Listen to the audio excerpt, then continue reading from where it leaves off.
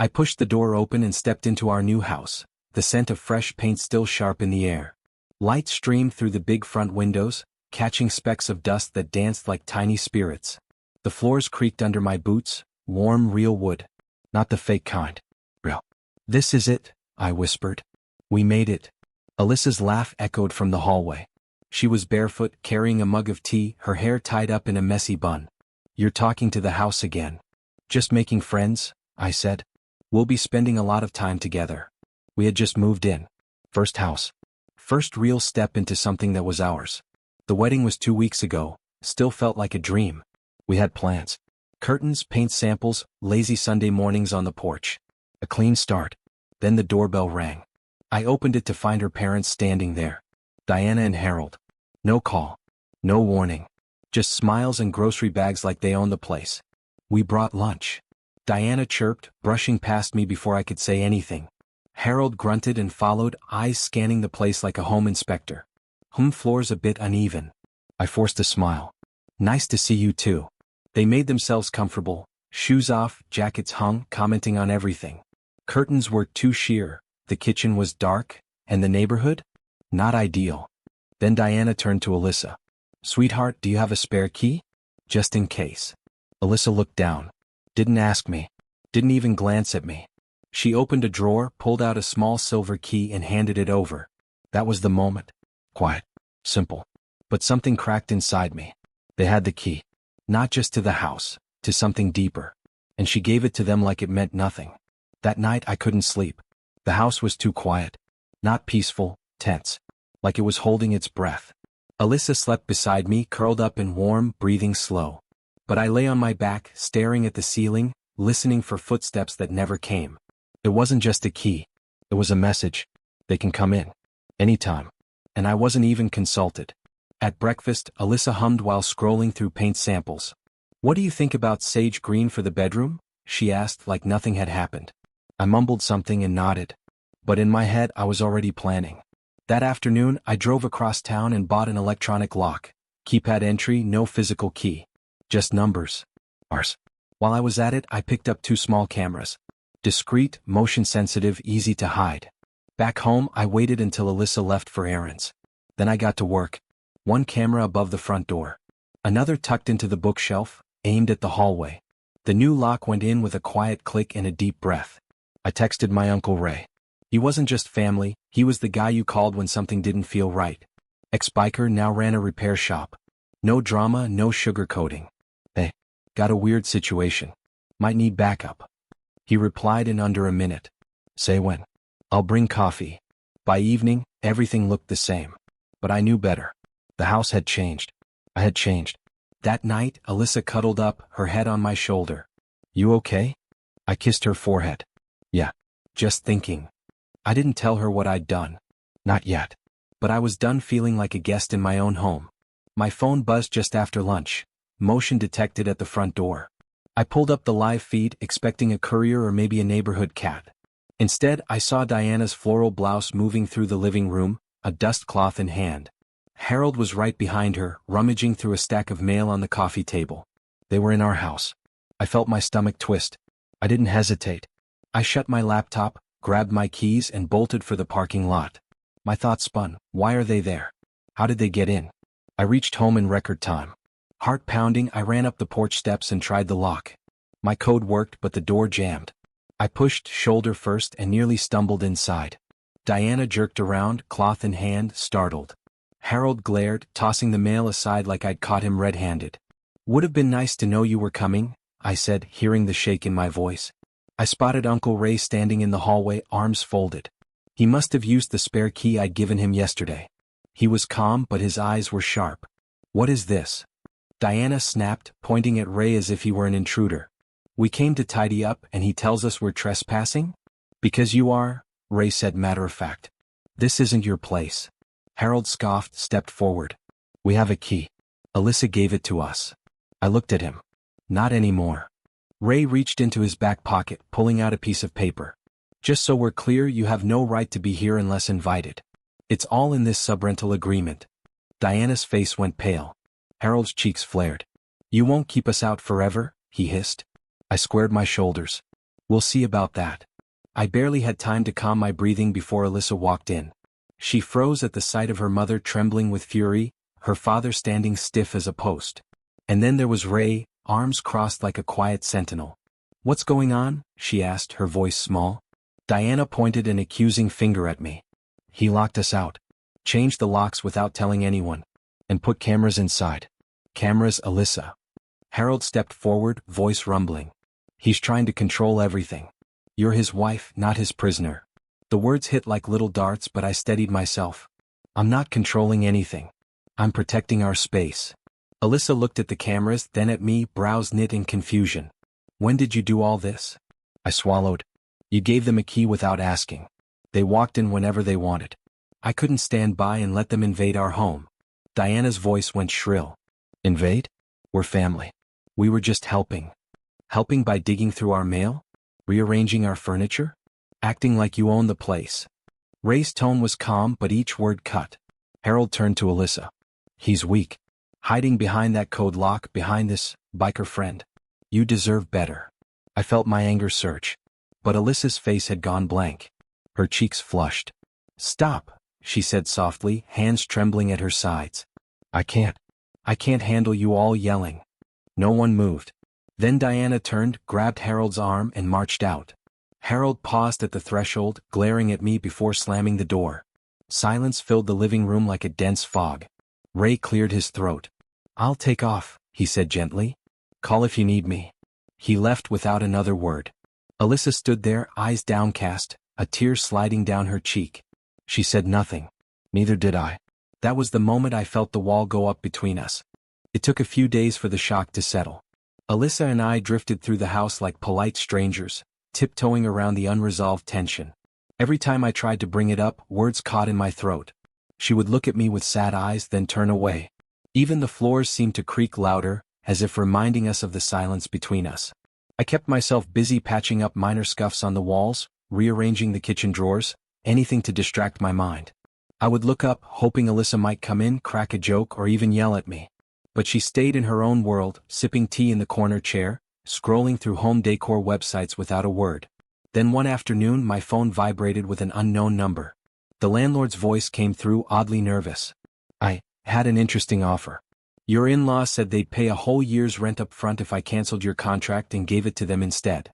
My chest tightened. I paced to the window, peering at the quiet street outside, the warm sun mocking the cold swirl in my gut. They want the house, I thought, not just a say in our lives. I tried to sound calm. "You're not actually considering it, are you?" He hesitated. "Of course not. But I just wanted you to know what's happening behind the scenes." I thanked him and hung up, my heart still pounding. So this is war, I thought. They aren't just meddling. They're trying to take away our home. I glanced toward Alyssa, who was folding laundry in the living room. She caught my eye for a second, then looked away. I wanted to tell her everything. But the words wouldn't come. Not while that wall still stood between us. I slipped the phone into my pocket, my resolve hardening. If they wanted a fight, I'd give them one. But this time I'd do it on my terms. I parked 2 blocks away from their house. Not because I was hiding, I just needed a moment. A moment to collect myself before walking into the storm. Diana and Harold lived in a pristine white house with trimmed hedges and wind chimes that never stopped ringing. The kind of place that looked perfect until you stepped inside and felt the air tighten around your ribs. I rang the bell. Waited. Harold opened the door, arms folded like he'd been expecting me. Diana appeared behind him, lips already pressed into a thin, polite smile. "I need to talk," I said. "No, Alyssa?" Harold asked like that proved something. "No, Alyssa," I replied. "Just me." They let me in, maybe curious, maybe just confident. I didn't sit down. I stayed standing close to the door. I didn't raise my voice. I didn't threaten. I spoke slowly, letting every word settle.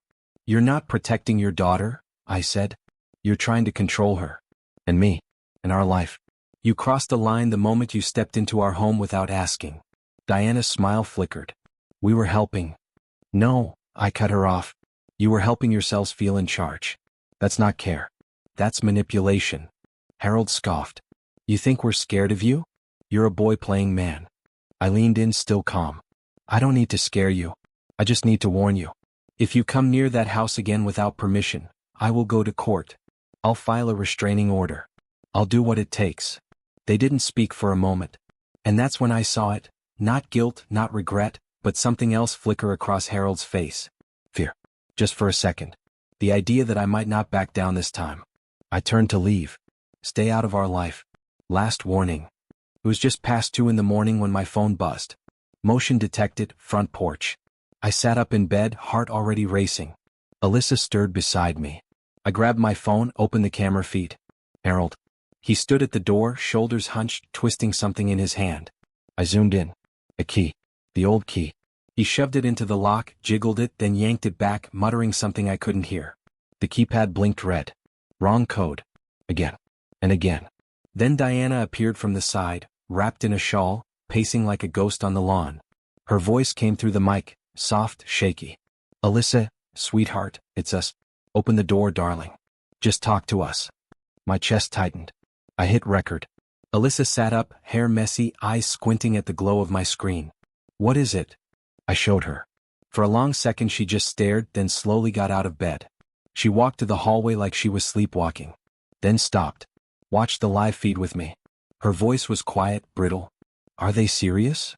Diana pressed her hands to the window. Please, baby. We're worried. We love you. Alyssa turned and walked to the phone. I'm calling the police. I watched her dial with steady fingers. No panic. Just decision. Minutes later, flashing red and blue lights painted the living room walls. Officers arrived, asked questions, took notes. Diana cried. Harold called it a misunderstanding. But Alyssa didn't flinch. She stood by me, arms crossed, and when the officer asked if she wanted them removed, she nodded. Yes, I want them gone. That was the moment everything shifted. She didn't look at them as parents. She looked at them as strangers who'd gone too far. And for the first time, she stood with me. Morning came slow. The police were long gone. The porch was quiet again. No shadows moving, no whispers through the door. Just the hum of the fridge and the soft click of our coffee machine. Alyssa sat at the table, pale but steady. I poured 2 mugs, placed one in front of her. Neither of us spoke for a while. Then I broke the silence. They tried to buy the house, I said, voice flat. Offered to pay the landlord a full year in advance, just to get it away from us. She didn't look up. I didn't tell you before, I added. Didn't know how. Her hand trembled slightly as she reached for the cup. Still no words. They weren't trying to help you, I continued. They were trying to erase me. Cut me out. Alyssa finally looked at me. Her eyes weren't angry. Just tired. Something in her had crumbled, but not in a way that made her weaker. She looked clearer. I believe you, she said softly. I blinked. You do. She nodded. Last night, hearing her voice like that, seeing him try to force the key in, that wasn't love. That was control. That was desperation. She set her cup down, folded her hands in front of her. You know what's messed up? I always thought they were just a little overprotective. But now, I think they never really trusted me. They always needed to manage me. I didn't interrupt. Just listened. And you, she said, eyes locking with mine. You didn't push me. You didn't demand I choose. You just protected our space. Our life. She reached across the table and took my hand. I'm sorry I didn't see it sooner. I squeezed her fingers gently. You see it now. That's all that matters. And for the first time in weeks, we both exhaled. Together. 3 days passed. Peaceful, almost unnaturally so. No surprise visits. No phone calls. Alyssa started humming again while making breakfast, and I caught myself smiling at nothing in particular. Then the letter came. A thick white envelope with stiff edges, slid under our door like a ghost. No return address. Just our names typed neatly across the front. I opened it at the kitchen counter, half expecting another desperate apology. Instead, it was worse, a formal notice from a lawyer. Cease and desist due to emotional alienation and obstruction of familial relationships. I let out a laugh. Not because it was funny, but because it was absurd. Alyssa took the paper from my hand and read it silently. When she got to the line about parental distress, she scoffed, then looked at me with an expression I hadn't seen before. Not sadness, not fear. Disgust. They think they can guilt me legally, she said. They're trying to sue their way back into our life? I nodded. Looks like it. We sat down that night and drafted a letter of our own. Short, clear, official. Any further contact from Harold or Diana without written consent will be considered harassment and reported to authorities. All communication is to cease immediately. We both signed it. Scanned it. Sent it through a lawyer friend of Ray's. Then we blocked every number, email, social account. Every door they had, we closed. Alyssa stood by the window afterward, arms folded, watching the street like she was expecting something. You okay? I asked. She turned to me. I feel like I just moved out of a prison I didn't know I was living in. I walked up behind her, wrapped my arms around her waist and rested my chin on her shoulder. No one's dragging you back, I whispered. She nodded. Not ever again. It started small. A missed call from an unknown number. Then another. Then 3 in 1 hour. We didn't answer. The next morning a letter arrived, not addressed to us but to our next-door neighbors. Wrong house. Handwritten. No stamp. Curious, the neighbor handed it over. I opened it, expecting more legal nonsense. Inside was a folded note. We're worried about Alyssa. We just want to talk. Please ask her to call us. She's confused. No names. Just guilt, dressed as concern. Alyssa read it and didn't blink. They're trying to turn the whole street into spies, she muttered. That night we moved the cameras, repositioned them, added another above the back gate. We weren't being paranoid. We were being prepared. They didn't stop. More letters. Some slid under our garage door. One taped to the underside of our mailbox. One came inside a delivery box we didn't order. Always the same shaky handwriting. Always unsigned. Then came the photos. A printed picture of me walking to my car. Another of Alyssa watering the plants. Taken from a distance, probably the alley behind the house. No threats, no messages, just silent pressure. Alyssa held the photo in her hands like it might burn her skin. This isn't about me anymore, she said. They're obsessed. We sat on the couch that evening, side by side, wrapped in a blanket like armor. She leaned her head on my shoulder. I used to think their love was just messy, she said. Now I see it was ownership. My whole life I was theirs. Not a person. A project. I kissed the top of her head. You're not a project. You're not broken. You're free. She nodded slowly. And I'm not going back.